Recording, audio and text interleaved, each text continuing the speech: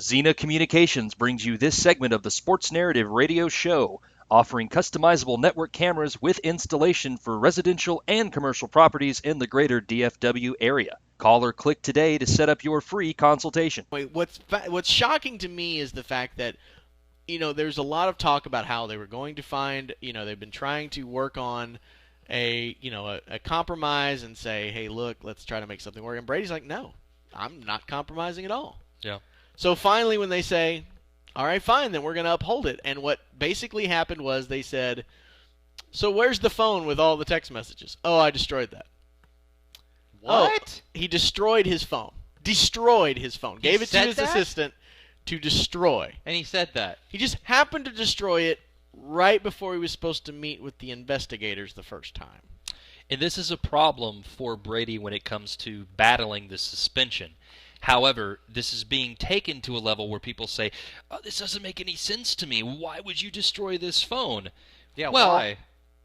I ask you guys. All right. If you are a guy in the public eye, yeah, and someone could take your phone and pull all your text messages off and post them with just take a snippet, would you be comfortable with that? Well, I'll give you no. And look at his wife is. You don't know what's on that phone. I certainly with the ripping of pictures that happened not that long ago. I agree with you, Duncan. And so what I think you're going to find in the next few weeks is that this is fairly much a pretty standard practice with people in the celebrity eye with phones when they use them. They hand them to their people and they have them destroyed because people will say, "Well, you can wipe the phone." Heard of this Except before. that there's already been several people who go, "No, nobody else does that." Okay, but Tom I don't Brady." know. And not just Let's that. see. And not just that. Right.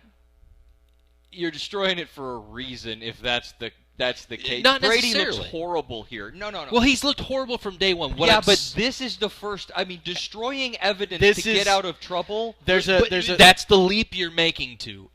Okay, but there's a legal term for this. It's called spoliation, which spoliation is the same thing Hillary Clinton's getting tagged on. There may not be anything on that server, but the fact that you wipe that server can lead the prosecution to say they did it for a reason, and you can say that legally in a court of law. And that's why it's a problem for his defense on the suspension.